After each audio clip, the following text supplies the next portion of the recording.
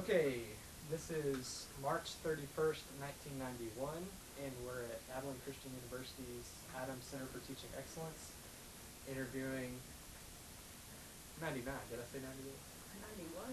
Oh, 91. 1999. And we're interviewing Harold Schenck. Schenck. Is that right? And you're with the 92nd Recon? Right. Correct? And which troop were you in there? A troop. A troop. Okay. Thank you for coming today. He's here with his wife and his son, Skip, and his wife's name, and his wife, Betty. And we'll get started now, if that's okay with you. Okay.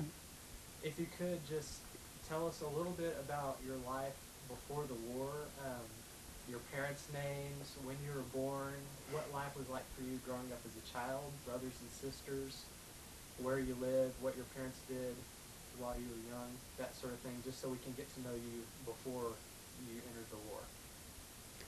Well, I was born in Dayton, Ohio in 1916 to Paul and Lula Schenck, and I'm the third son of 10 boys, and there was 7 of us boys in World War II.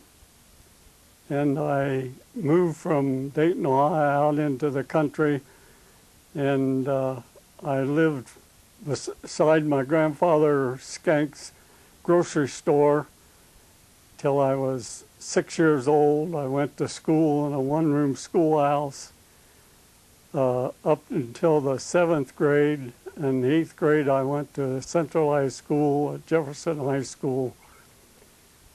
And then I was out of high school, and I was married November the 2nd, 1940, to my wife, Betty. And we built a garage and lived in it for 3 years because I couldn't get material out there to build a home. And then I was inducted into the service in December the 12th, 1942. They give me a 2 weeks furlough, and the day after Christmas they put us on a train and shipped us to Fort Thomas, Kentucky, and we took some tests, and from there I went to Camp Campbell, Kentucky, and joined the 92nd A Troop. We took our 16 weeks basic training in 8 because we were replacements. And from Camp Campbell, Kentucky, we went to Camp Barkley, Texas. Finished our training, and we went to Camp Schenck, New York, and from there we got on the USS General Tasker Bliss, and we was on the ocean 11 days going over to England. And we was put on Windmill Hill, their army camp over there, and we were there a few weeks till we got on the boat to go over to Le Havre, France. And we patrolled the coast for 2 weeks, and then we was started up to the front lines. And on the way up, our armored car had a head gasket blowed, so we got behind, and we started out again, and a radiator leaked, so we had to have it repaired, so we were way behind. And we had been gone 3 days and 3 nights without sleep, so we were 4.5 miles southeast of St. Lo, France, when I guess the driver went to sleep as we went around the curve. And we went over from a 35 to a 40-foot embankment, and the armored car come down on top of me and broke my right leg in 2 places and gave me 2 black eyes, and I broke my one front tooth off and bit my lip clear through. And I was in a field hospital in France for 2 weeks, and then they flew me over to England to the 94th General Hospital, and there I was put in traction for 16 weeks. And while I was there, I had some friends come to see me, and the day before I shipped out, they shipped my brother in, he had been shell shocked, and then they sent me to the VAC hospital and sent my brother with me. And then they put me on a train and shipped me up to Glasgow, Scotland, and there they put me on the Queen Elizabeth and shipped me home to New York. And there I got yellow jaundice, so I was quarantined in the hospital for 3 weeks. And I did get to call my wife 3 times.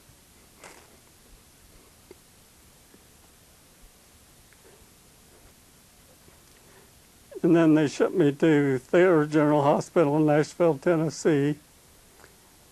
And my wife and Skip and a brother come to see me.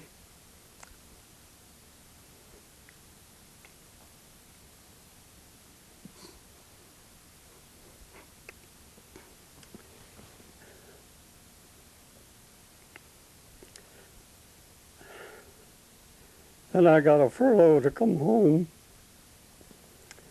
which was very good. And then I went back, and then they shipped me back to the convalescent hospital in Canterbury, Maryland. And I was lucky because I could come home every weekend. And then I was discharged December the 2nd in 1945.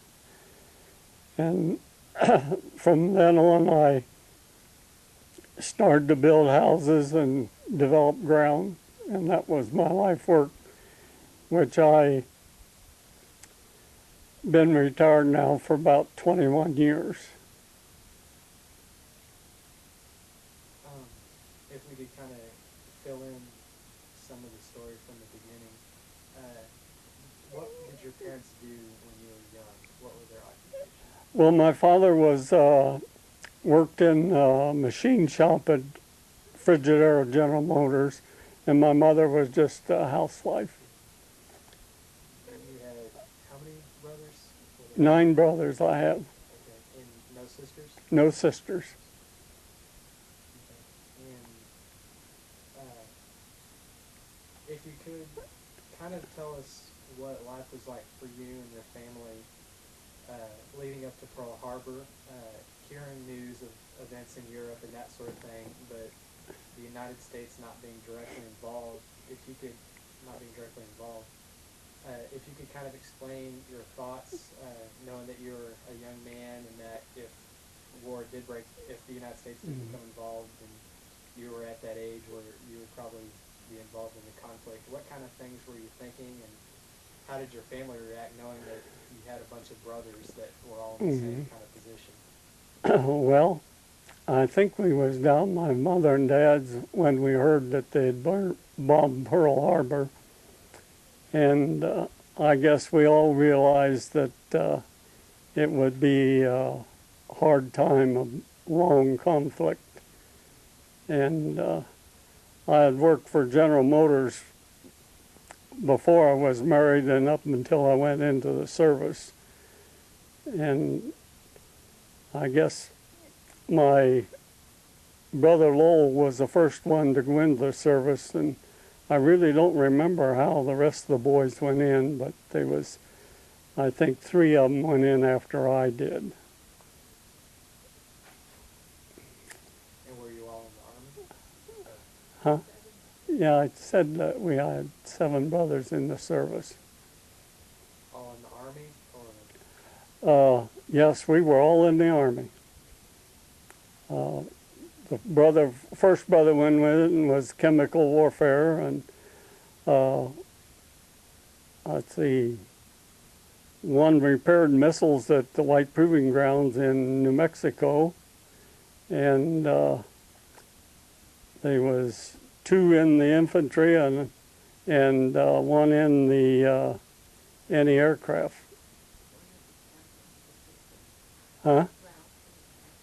Yeah, my brother Ralph was a chaplain's assistant, and there was 3 brothers in the Bulge.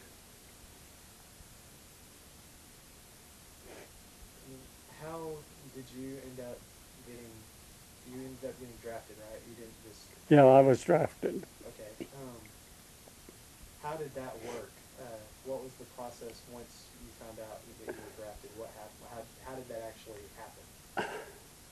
If Well, you that's can been remember. quite a while ago. Yeah. The draft board was in a town down in Mimisburg, Ohio, and I just got a notice that I had to report to, I forget where it was, but they put us on a bus and took us to Columbus, Ohio, to a fort up there, and there they give us our physicals and give us our shots, and then they put us all in a big room and said, now you can go home for 2 weeks. So I did get to be home for Christmas. What was that Christmas like for your family? Well, You were going to be going. I imagine it wasn't too good, but I really don't remember much about that. That's been a while ago. Can you describe in more detail your training and that process at Campbell and the different things that you had to squeeze into that 8 weeks as a replacement? Well, it was one thing we never had to pull KP because they had us in class all the time, and we would go from morning till bedtime doing things. We had to learn how to take the 30 caliber machine gun apart and put it back together, and give us close order drills so we knew how to march, and we was given our rifles, and we had to go out on the rifle range and shoot, and we also had to shoot the old 6-shooter and submachine gun and 37 millimeter cannon. And I guess most of it was just training. We had to go out and learn how to drive Army vehicles, and which you had clutch, I think, 3 times before you change gears on them. And then at Camp Campbell, most of that was just field work, going out and working out problems and things like that. What was the relationship like between the enlisted men and the officers in training? Well, I always had good officers, I really did. And like I said, our major of the battalion met me on the sidewalk one day, and I saluted him, he saluted me back, and he just stood and talked to me just like I was a common person, you know. And I really did. We had terrific officers. And I had one of the best staff sergeants in the war. And we had one of the best mess sergeants, because he put our food on the table. And he always seen that nobody got more than the other guy. And in the morning for breakfast when we come in, if we had eggs, you told him how you wanted them, and that's how you got them. That's how he treated us. What was life like at Campbell when you weren't, or was there a time at Campbell when you weren't really training? Like, did you have any free time, and what did y'all do during that time? Well, we generally, after my basic training was over, in the evenings, you could go to the PX or you could go to the show. Sunday, you always could go to church. But some of the guys would go into town, and of course in Texas, Betty and Skip was there with me for quite a while, and I was allowed to drive back and forth at night and stay with them at night and then back in the morning. So it was a different life, but it wasn't really a hard life.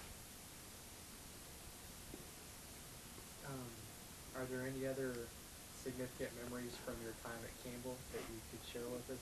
Funny events or unusual happenings that you Well, wouldn't expect?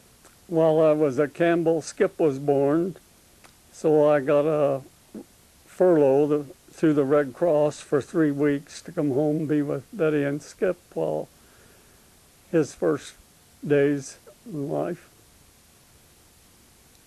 But and then I also from Camp Barkley was shipped to Fort Knox to go to radio school, and I could get home about every weekend from there too. And where was your wife living at this time? Was that Ohio still? Yes, she was living in just about 9 miles west of Dayton, Ohio. Um, what exactly were Tennessee maneuvers all about? What did y'all do? What was involved there? And being in the 92nd, how did y'all's experience in the maneuvers differ maybe from a regular infantry battalion or tank battalion? Well, we was like a reconnaissance. We always had to go out ahead and see what was out in front of us and report back to the battalion headquarters what was there. And but I do know in actual combat, 92nd done a lot of fighting. But it's hard to remember that all that way back then. But it was different on maneuvers. You know, you had to pitch a tent and live in a tent or be on the go all the time. And if it was raining, why, it rained.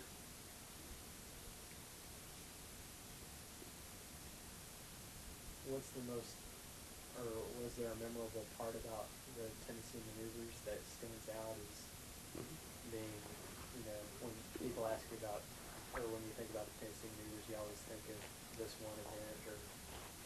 Well, I think the main thing was they give us amphibian jeeps, and they had to put we would cross the river in them, and then they told us that we could put a tarp on a regular jeep and float it across, but it didn't float, it went down in the river.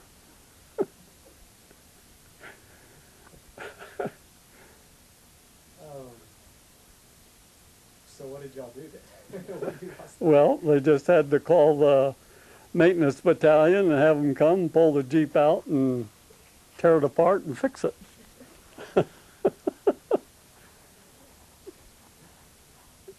How long did Tennessee maneuvers last? Do you recall? I can't tell you. Probably a couple of weeks. What did y'all do after that? Did y'all go back to Campbell for any time, or did you go straight from there to Texas?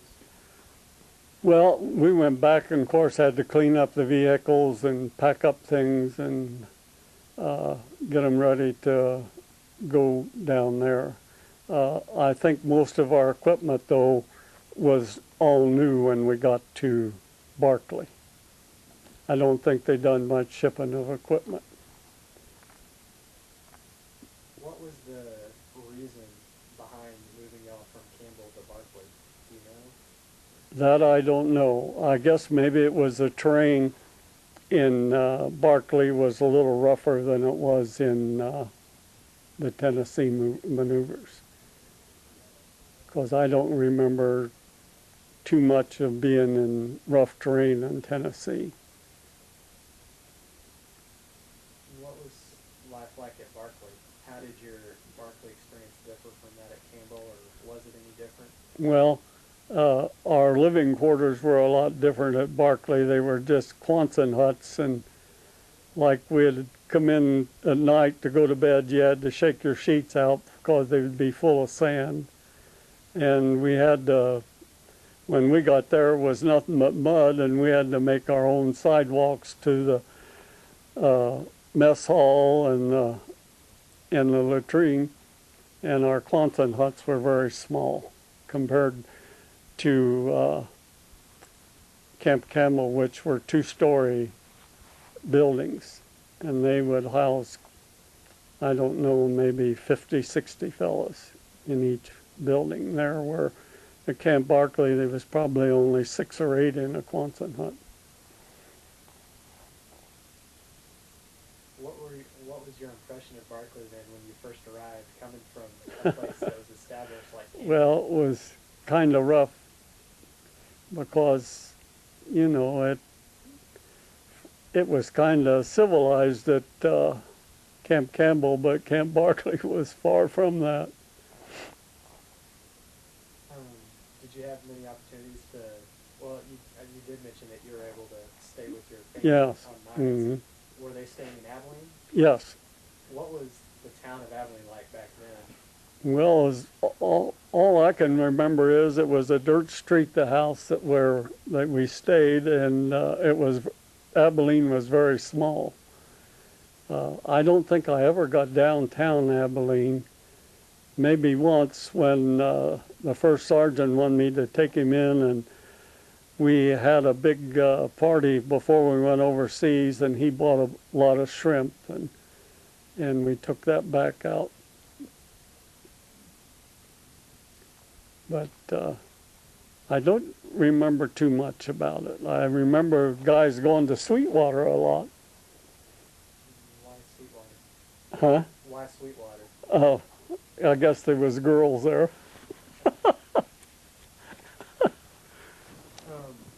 What was the process involved in bringing your family down to Texas?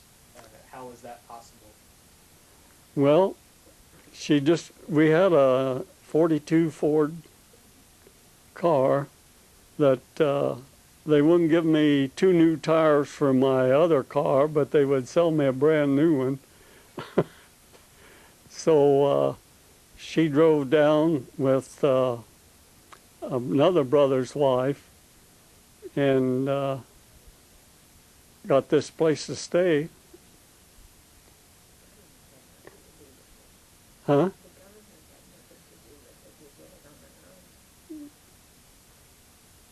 So.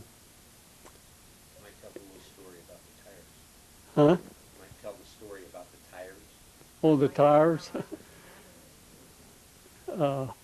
Her brother gave her a set of tires because I guess the tires on the car was wore, and so she got down here. Then he needed them, so she had to ship them back. But the Army gave her tires.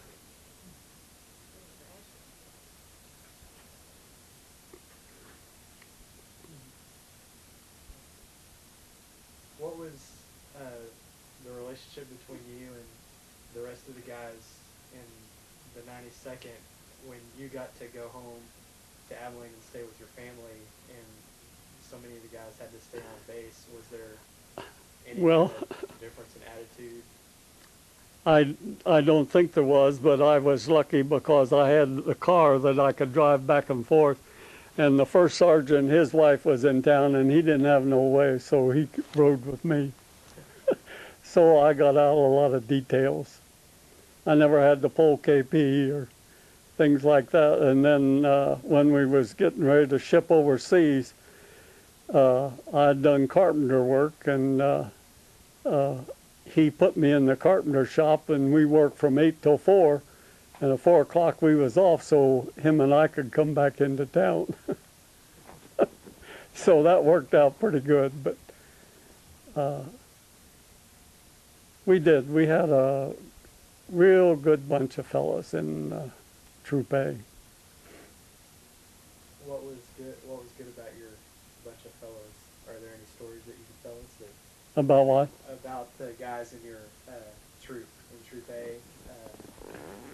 Oh. Strong friendships, funny stories, anything like that? I remember they sent us in off maneuvers at 12 o'clock at night, and because they said our Quonset huts were dirty and the latrine was dirty and everything was dirty, so they got us out of our beds at 12 o'clock at night and sent us back in and made us clean it up. And so that next Sunday they quarantined us in, but somehow or another the guys got a lot of liquor and they were a mess.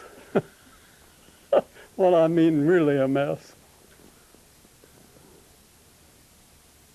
Were there any kind of reprimands or anything after that? Or? No. I always said that when they got you mad enough that you didn't care whether you lived or died, then you was ready to go overseas. But when you got there, you was going to be sure you lived.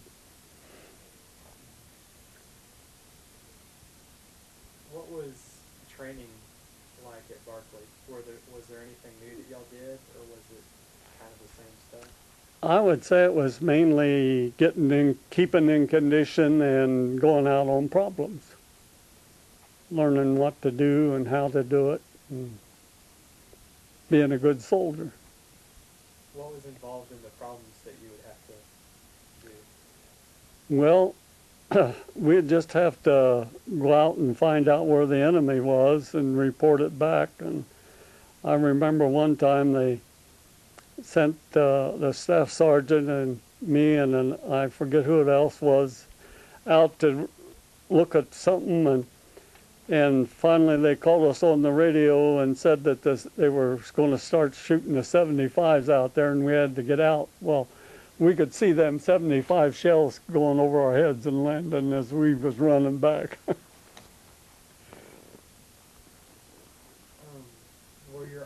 Did your officers remain the same from Campbell to Barkley?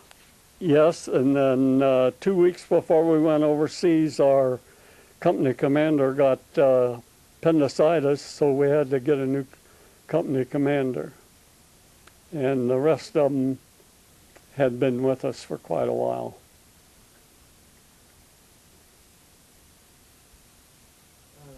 Again, during free time, did you have more free time at Barkley than you had at Campbell? And how did you spend it? Did you just spend it at the house with your family, or did y'all do anything different? Well, when my wife was there, I spent all the time with them. But when they weren't there, well, I probably went to a show or went to the PX and drank some Coke and sat around and talked. And you didn't stay up too late because you had to get up early in the morning for reveille. Could you describe a typical day routine when you were at Barkley? Well, they got you up at, I couldn't tell you what time, but you had to get up and shave and shower and then go and stand in line to get your breakfast, and then well, you'd have classes, and then you'd go to lunch, and then you'd have more classes, and then go for dinner. And when you was done with your dinner, why then you was generally had off time. But then you had to put on your dress clothes and to go out. If you stayed around the barracks, why you could keep your fatigues on. You said you were sent to radio school? Yes. When was that, and why, and how did you get chosen, and what was involved? Well, they told me I was capable of running Morse code on the radio, but they were wrong because my fingers weren't nimble enough to send that. And then at Fort Knox, why, I passed it the last day of school, and I think they just passed me because you had to send a message and then you had to receive it.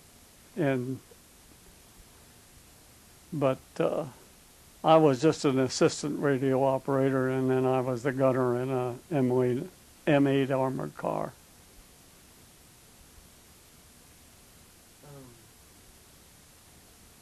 Did you feel like, when you were at Barkley, did you feel like they really prepared you well for going into combat? Did y'all ever think y'all were ready, or were y'all just always feeling like, not yet, not yet, not yet? No, I think most of us felt we was ready. My staff sergeant, he was a wonderful guy. If it was play, it was play. If it was work. And like he said to me once, if I had to learn it out of books, I could never get it. But then he was given a battlefield commission over in Germany, or in France, after they got into combat. But Sergeant Nutt is gone now, and we named our second boy after him.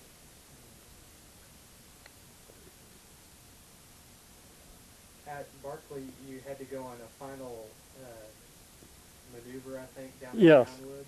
Could you tell us about that and what happened? Well, I don't remember much about it. I really don't. it was with another division, wasn't it? After that? Yeah, and I don't even remember what the division was, really. What happened after that? Do you remember between that time and when y'all were shipped to New York? Well, it was mainly after the maneuvers was getting the equipment ready to go, because, see, they had to put cosmoline in all the barrels of all the guns, and like I said, I made boxes and to put stuff in, and I don't remember much about what the rest of them did. What's cosmoline? People that watch this interview aren't going to know. I've heard about it, but Well, it's kind of a hard grease like, and it's terrible to get out of the barrel of a gun. You have to use soap and water, and I know on the 37 millimeter cannon on the M8, why we had a long pole with a swab on it, and you just have to keep working that till you got all that cosmoline out of the inside of that barrel. And the same way with our rifles, we had to do that, because at the end we were given the M1 carbines as our sidearm. But I had a 30 caliber machine gun mounted coaxial with the 37 millimeter. Then I had a 50 caliber machine gun mounted on a turret ring on the armored car, and then had the M1 carbine as a side weapon. and the cosmoline was a protectant. Is that what it was? Yeah. For? Coming across too much salt water and it would have rusted the barrels, and they done that for protection.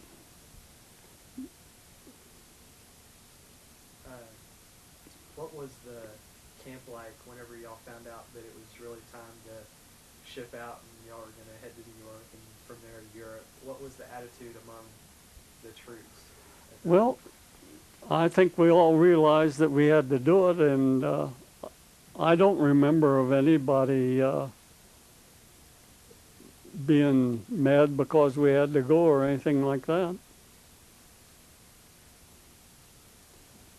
I just know some of them got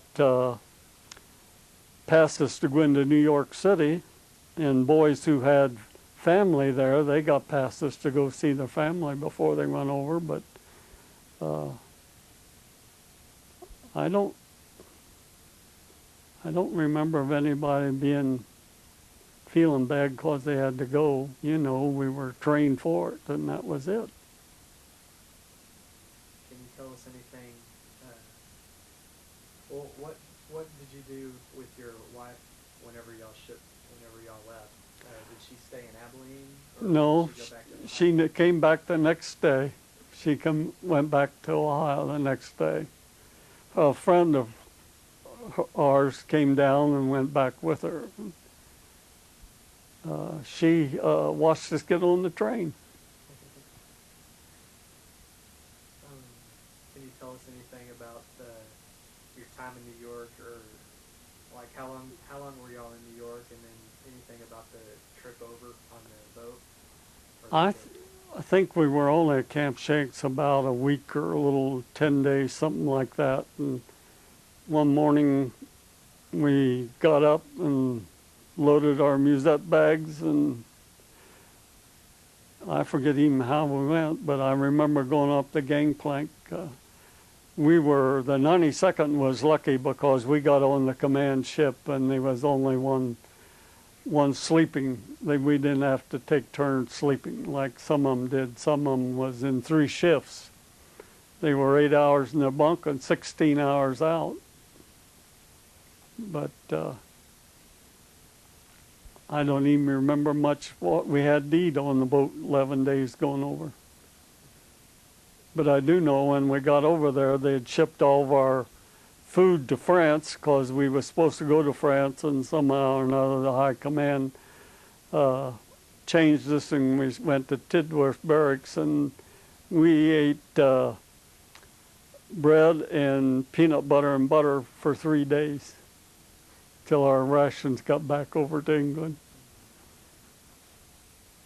So the ship you were on was just one in a convoy of several ships? Is that correct? 52 ships we were in a convoy, I believe. And was all that the 12th Armored, or were there other divisions? Well, I imagine they was supply, a lot of them were supply ships. But I imagine they was, and there might have been other outfits on there too. I don't know.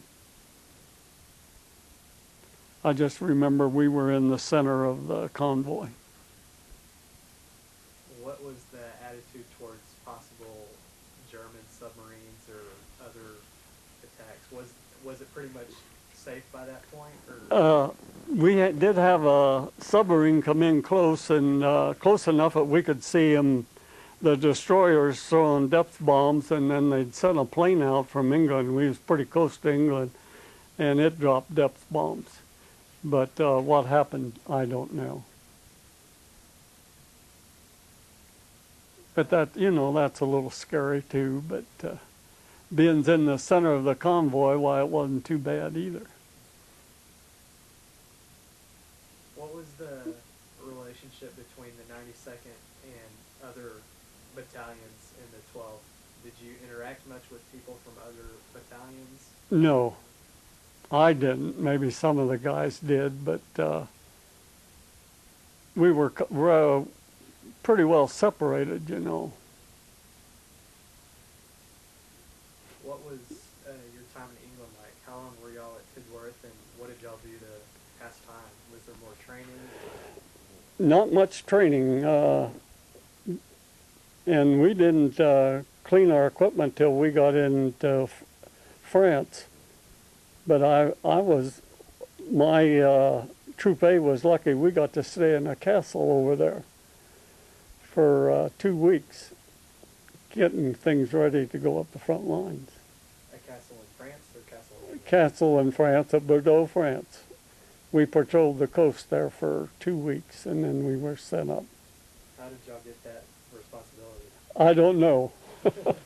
I don't know. I meant to ask this earlier, I forgot to. Did you have any contact with your family or your brothers, correspondence or anything like that during training at Campbell and Barclay, and then while you're at Tidworth? Yes, I got a letter every day from my wife, and I wrote her one. And on Monday, my mother wrote 7 letters every Monday. Every Monday? She wrote 7 letters. And did you get them all at once then and open one a day? Well, Oh, okay. Oh, yeah, so- yeah. I don't think I ever got any over in England until I was in the hospital, because the mail didn't get through.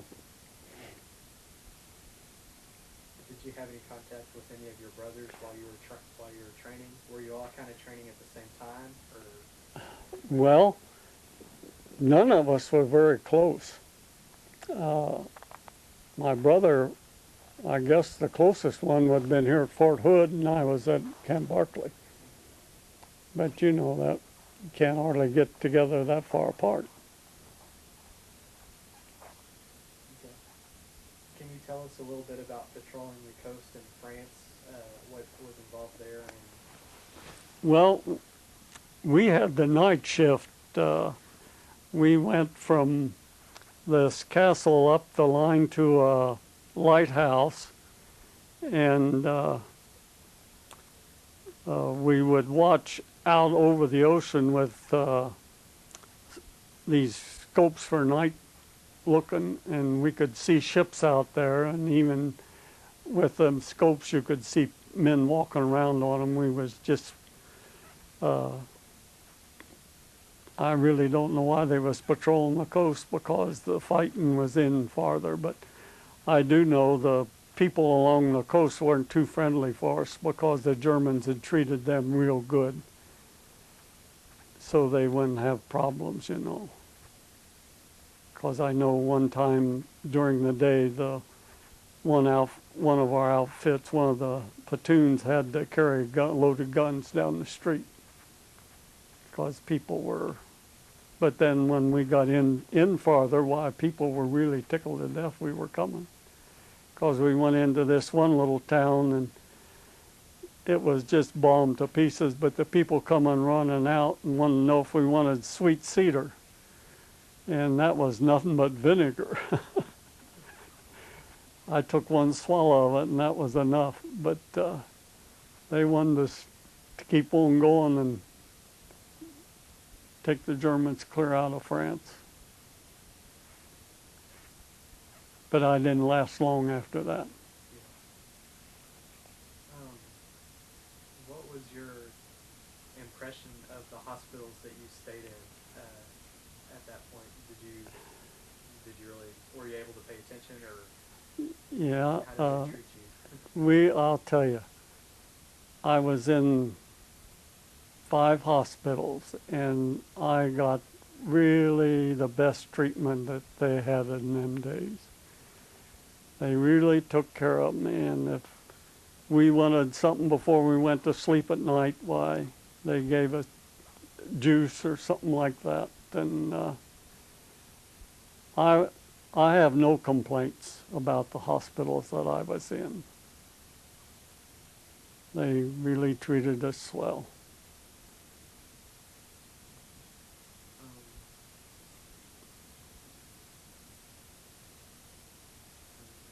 Are there any stories that y'all know that I haven't heard yet? Well, when I got hurt, I was put in a body cast. I was from here up to here, and all this leg, just my toes stuck out of that. And that's the way I come home on the Queen Elizabeth too. So I guess I was in a body cast about 6 weeks altogether. About 2 weeks.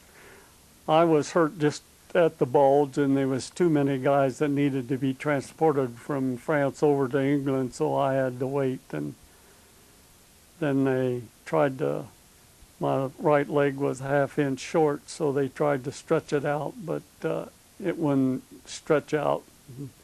So they put me in this traction with my foot of the bed 11 inches higher than the head, and put 17 pounds pulling on my right leg for 16 weeks. Then they put me in another body cast to ship me home.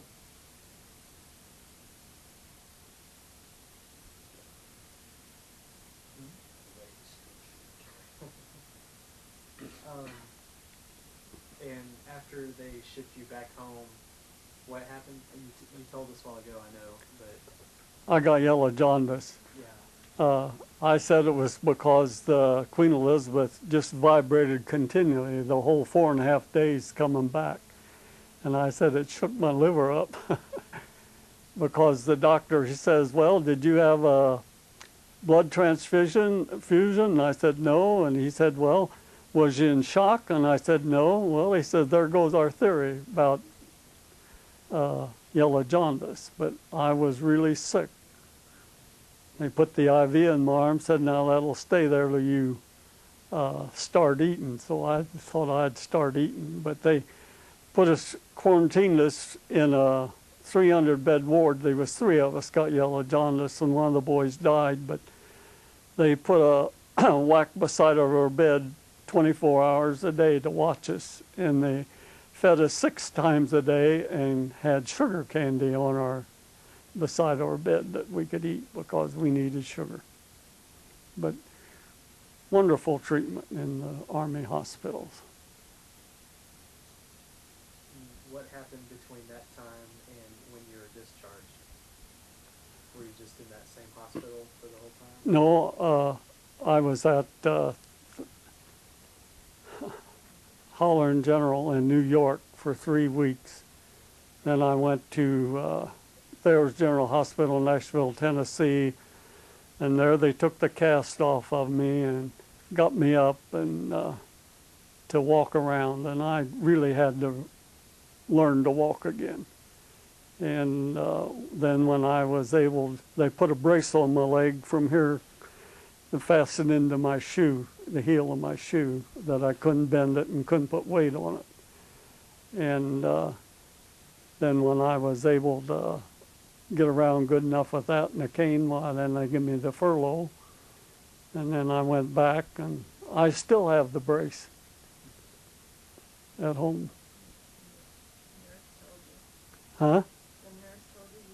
Oh, yeah, out at Wakeman General Hospital, Convalescent Hospital, an old nurse out there says, "Now, I'm going to tell you something, Harold. You can limp all your life, but you don't have to." And they built up my heel on my right leg 1/4 of an inch. But then I had that done for a while, but I don't have it done anymore. It's still about a 1/2 inch short. And you were discharged in December? December the 2nd, 45. Okay. What was life like for you then, right after being discharged from the Army? Did you immediately just start a new job? Or what? No, I was 100% disabled, and I didn't get around too good. And then I think it was in March in 46, we started building our new home. And yeah. Oh, yeah, I tried to go back to General Motors, or they called me and wanted me to go back, and I told them I was 100% disabled. So they called me again, and I said, "Well, I'm still 100% disabled." They said, "Well, then we don't want you anymore." So I had planned on going into the building trade with 2 of my brothers anyways. And then when Skip got old enough, why, I went on my own. And all 3 boys work with me in the building trade. Now they're all 3 real estate appraisers. So you have 3 children? 3 sons. Okay. And Skip was born when you were at Barclay? Yeah. No, he was born when I was at Campbell. Oh, when you were at Campbell. In June. Okay. And what about the other 2? Well, Lee was born in 46, and Bruce was born in 50. And you started your own business with 2 brothers? Yes. How did that work? What was the business, and which 2 brothers? And that Well, we were building homes. And then the one brother, he just decided he wanted to do something else, so he got a job as a real estate appraiser. And, well, he was a... Oh, Yeah. Which of your brothers did you start the business with? my brother Wendell and brother Richard.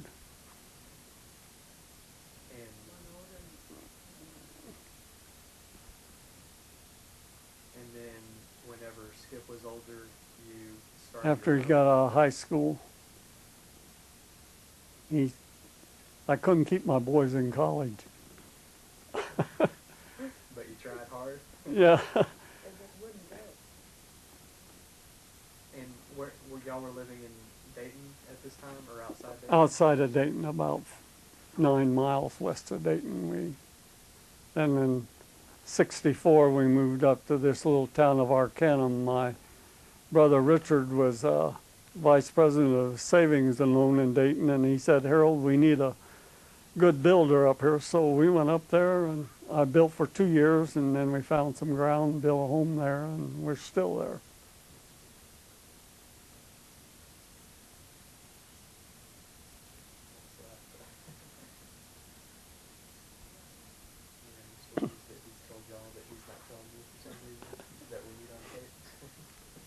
So now I have 9 grandchildren and 7 great-grandchildren. Where do all your children live? All your boys, do they all live right near you? Or? Well, Skip lives in north of Austin, Texas, a little town of Bertram, and Lee lives in Marysville, Michigan, and Bruce lives about 9 miles north of us.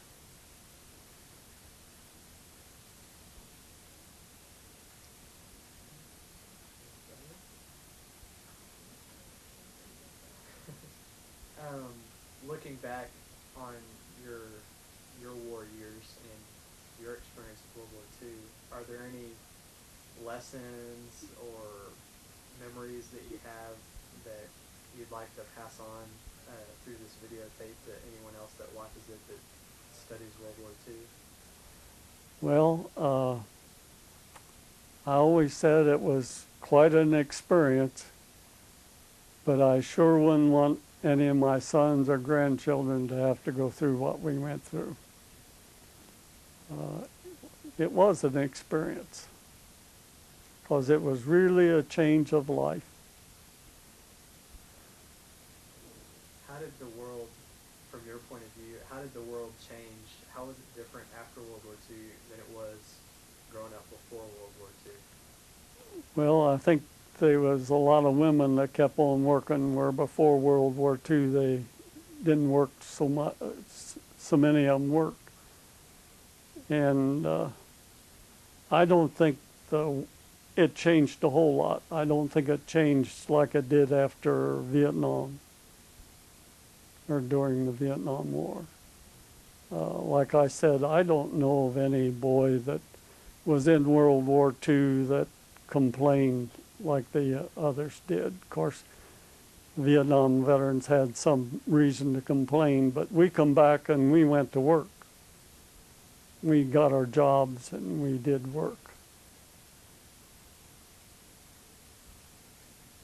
Are there any other closing thoughts that you want to leave us with before we turn the camera off? Well, I would say that I really enjoy the 12th Armored Division Association, and I'm sorry that I didn't get in it before I did.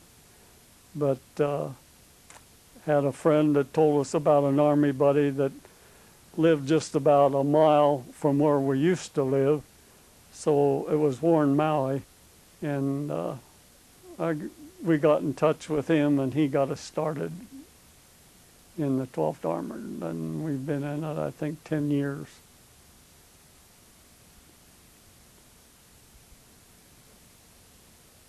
Well, thank you very much for your time. And thank You're you for welcome. agreeing to do this interview. I really appreciate that.